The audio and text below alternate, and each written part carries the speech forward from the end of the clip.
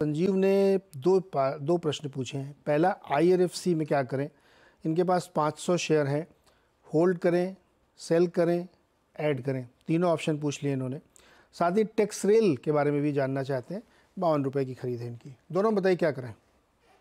देखिए, इन्होंने भाव नहीं बोला, मुझे भाव नहीं दिखा इनका एग्जैक्ट की RSC का भाव क्या है इनका, बट 140। थॉट यही है कि देखिए IRFC ने एक मीनिंगफुल टॉप जो है, एक बहुत ही मीनिंगफुल टॉप 220 के आसपास रख दिया है। जो भी नेक्स्ट 1-3 महीने होगा, मैं 1-3 महीने के नजर से देख रहा हूँ कि वो बाउंस बैक ही होगा। नए समीकरण, नए रैलीज तो 220-225 के ऊपर ही बनेंगे। तो आई थिंक मुझे एक बाउंस बैक तो डेफिनेटली लग रहा है, जो उसको 200-205 तक लेके जाएगा।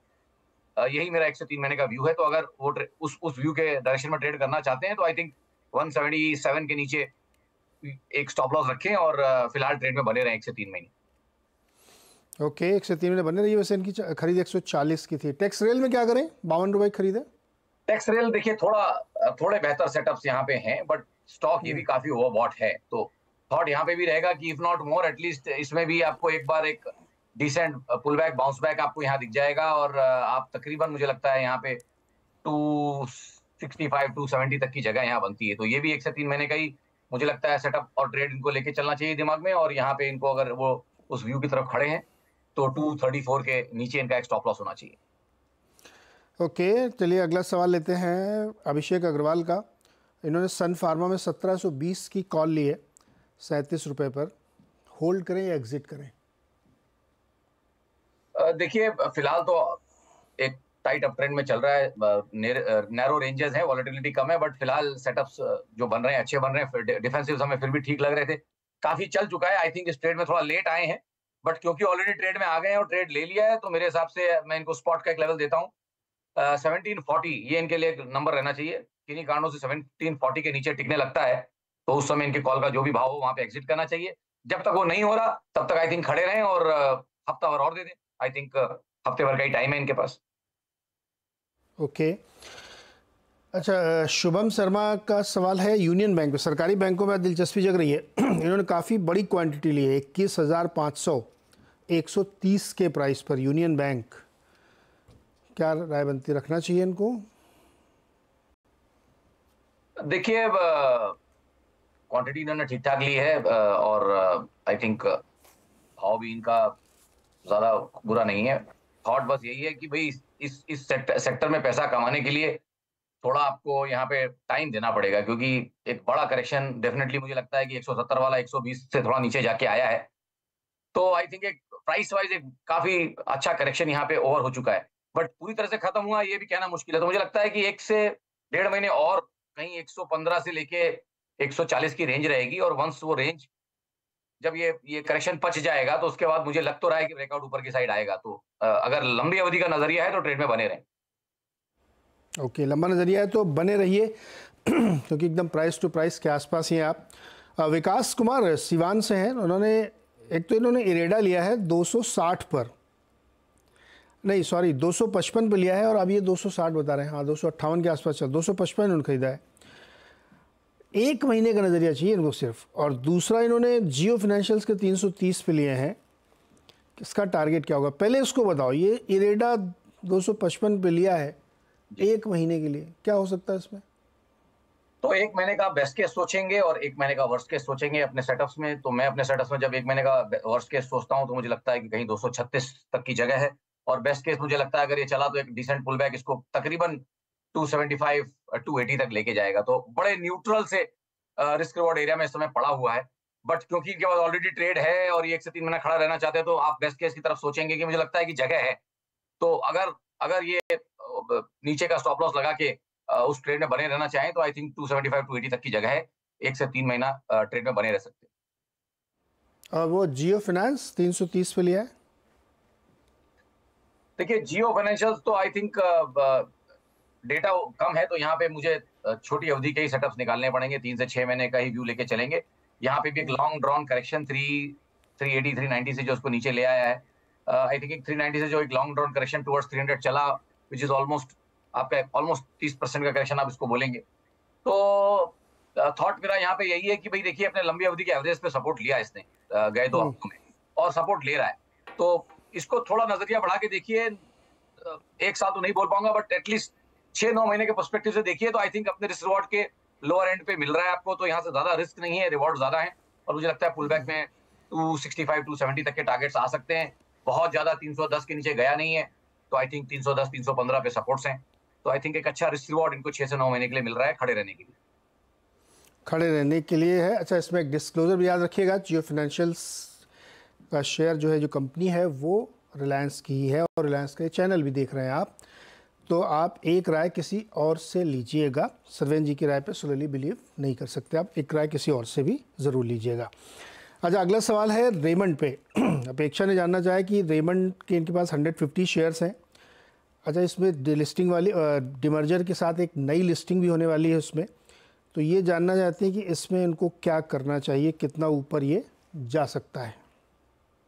देखिए, जहाँ पे कॉर्पोरेट डेवलपमेंट्स रहते हैं वहाँ पे चार्ट्स एडजस्ट होंगे। अगर कुछ इसमें से निकल रहा है या कभी कुछ मर्जर हो रहा है, कुछ ऐड हो रहा है, तो हमेशा चार्ट्स चेंज होंगे। तो अभी तक उतने चेंज नहीं हुए हैं कॉर्पोरेट डेवलपमेंट क्योंकि है, और पीछे से स्टॉक बहुत चल के आया है। तो आइडली तो मुझे लगेगा रुझान, मुझे इसका आगे का नहीं मालूम, बट आइडली ये लगेगा जिस तरह से चल के आया है, आई थिंक न्यूज कहीं अच्छी थी इसके लिए और उसके लिए इसको रिवॉर्ड भी मिला है। तो थोड़ा मुनाफा मानने जैसा माइंडसेट मेरे हिसाब से यहाँ पे होना चाहिए। अन्यथा मेरी कोई स्ट्रांग व्यू नहीं है इसमें, क्योंकि मैंने बताया इसमें कॉर्पोरेट एक्शन। अच्छा, इनकी जो लिस्टिंग होने वाली है वो लाइफस्टाइल बिजनेस की जो अलग हुआ था, जिसमें जो रेमंड का मेन बिजनेस है ना, अब ये और पुरानी वाली कंपनी में तो रियल एस्टेट चला जाएगा जी, और नई कंपनी में रेमंड का बिजनेस आएगा लाइफस्टाइल का, जिसमें वो shooting, shirting, fabric, tailor made, ये सारी चीज़ें इसमें आएंगी। गारमेंटिंग का पूरा बिजनेस इसमें आएगा जी। लोग इस पे ज़्यादा बेट कर रहे होंगे, मुझे लगता है इस पे होपफुल है कि क्योंकि इस तरीके का बिजनेस मान्यवर का है जहाँ पे बड़ी वैल्यूएशन उनको मिल रही 20-30 हज़ार करोड़ की, तो इसमें ज़्यादा लोग एक्सपेक्टेड रहे होंगे और उनको शेयर भी मिले होंगे जो इनके पास रेमंड के ऑलरेडी थे। तो उस लिहाज से तो फिर इनको इसके भी मिलेंगे, उसके भी मिलेंगे, तो अच्छी लिस्टिंग में फ़ायदा भी हो सकता है। नहीं, बिल्कुल फायदा हो सकता है, इसीलिए मैंने बोला कॉर्पोरेट एक्शन है, इसलिए मेरी स्ट्रांग राय नहीं है, मैं इनके ऊपर छोड़ूंगा। बट काफी चला हुआ स्टॉक है, ये ध्यान रखें। तो नेट नेट जब कुछ निकल के आएगा, जब आप समीकरण को जोड़ेंगे तो इसी ओपनिंग में दोनों को जोड़ने के बाद ऑलमोस्ट इसी इसी प्रकार के यही भाव निकलेंगे। आपका एडिशन यही 2078 या 2100 का ही रहेगा, ऐसा मेरा मानना है। ओके, ये राय बनती है रेमंड पे, और लिस्टिंग इंतजार करेंगे जो कि शायद सितंबर में कहीं पे होने वाली है। अच्छा, अगला सवाल है आकाश का, और ये बेंगलुरु से हमारे साथ। बोरोसिल रिन्यूएबल 440 शेयर है 511 के एवरेज प्राइस पे, और हिम्मत सिंह का है 500 शेयर 140 के एवरेज प्राइस पे। दोनों में बताइए क्या करना चाहिए। देखिए, बोरोसिल रिन्यूएबल में तो मैं इनको बोलूंगा कि देखिए बहुत ज्यादा ट्रेडिंग फ्लेवर है नहीं स्टॉक में, थोड़ा स्पाइकी स्टॉक है, काफी मूवमेंट्स ऊपर नीचे रहते हैं और वॉल्यूम्स बहुत बहुत ही, देखिए वॉल्यूम्स तो बहुत कम होते हैं। कभी कभी 12,000 13,000 शेयर के 4,000 शेयर भी, मुझे 4 लाख शेयर दिखते हैं, और कभी मुझे यहाँ पे तकरीबन 11-12 लाख 20 लाख भी दिखते हैं। तो एक स्टेडी ऑर्डर फ्लो नहीं है, स्पाइकी है, तो ये ट्रेडिंग का स्टॉक नहीं है। बट लॉन्ग टर्म वाला इसमें सेटअप मैं इनको बता सकता हूँ कि भाई अगर लॉन्ग टर्म के हिसाब से सोचें तो बेस्ट केस मेरे हिसाब जो इसका था वो तकरीबन 825 के हिसाब आसपास ने पूरा कर लिया। वहां से करेक्शन ही चल रहा है, और वो करेक्शन मुझे लगता है 3-6 महीने और चलेगा, और 650 टू अराउंड 450 ये रेंज इसकी रहेगी। तो अभी रेंज के लोअर एंड पे चल रहा है, तो बने रहे ऊपर। मुझे लगता है 600 650 के टारगेट्स यहाँ पे इनके लिए यहाँ पे पॉसिबली आ सकते हैं। और जहां तक रही हिम्मत सिंह की बात, यहाँ पे देखिए इनको ये समझना बहुत जरूरी है कि ये स्टॉक 2017 में टॉप आउट हो गया था। उसके बाद से बाजार में 17 के बाद से तो इतना बड़ा बुल मार्केट चल रहा है, बट उसमें कहीं पार्टिसिपेट नहीं कर पाया है। अभी भी उस समय के हाई इसके 420 के आसपास थे, और आज ये 150 रुपए चल रहा है। तो कहीं ना कहीं कुछ तो गलत है जो जिस तरह की अंडर परफॉर्मेंस चल रही है। तो नो डाउट फ्यूचर में कहीं समीकरण बनेंगे कि उन एरियाज की तरफ चले, बट राइट पिक नहीं है मेरे हिसाब से। तो उछालों में मेरी तो राय रहेगी कहीं निकले अराउंड 180 175 180 का कहीं भाव आता है, तो या तो दोबारा राय ले लें या थोड़ा वहां पे निकले मेरे हिसाब से। अच्छा, अमित शर्मा कह रहे हैं कि इनको मारुति खरीदना है अगले 1 साल के लिए, जी, तो किस लेवल पे खरीदें? और इन्होंने कहीं देखा कि राउंडिंग बॉटम इसमें बन रहा है डेली चार्ट पे, ऐसा कुछ है क्या?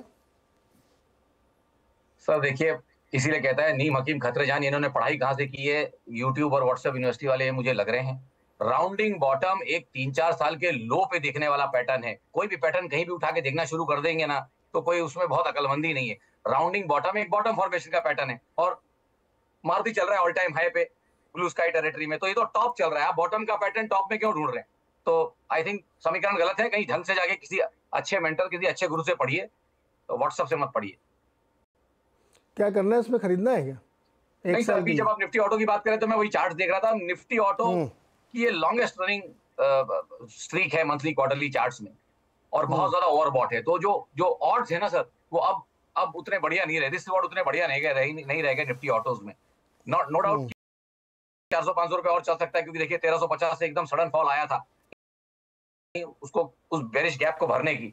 बट अगर लास्ट 2-2.5 हफ्तों का देखें तो जहां से मारुति गिरा उसके बाद से उस गैप एरिया को किन्हीं कारणों से लास्ट 2-2.5 हफ्ते से चैलेंज नहीं कर पा रहा है। तो ये तो वीकनेस का साइन है मेरे हिसाब से। यहाँ पे आप स्ट्रेंथ नहीं ढूंढेंगे, क्योंकि ऑल टाइम हाई के आसपास एक्सॉशन गैप के बाद एक्सॉशन का पैटर्न है यहाँ पे।